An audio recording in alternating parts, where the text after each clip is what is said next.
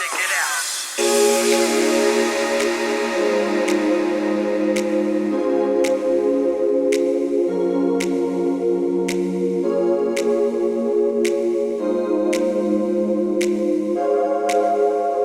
What's up guys, mk7 Clubsport in, and we are doing, because these do not come with ambient lighting, so we are doing a full RGB ambient upgrade to this.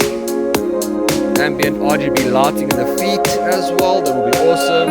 Door cards, and here is the one door card that I am busy working on. And stripping needs to get done to it, but lots of work ahead. This takes roughly about 6 to 8 hours to complete non-stop.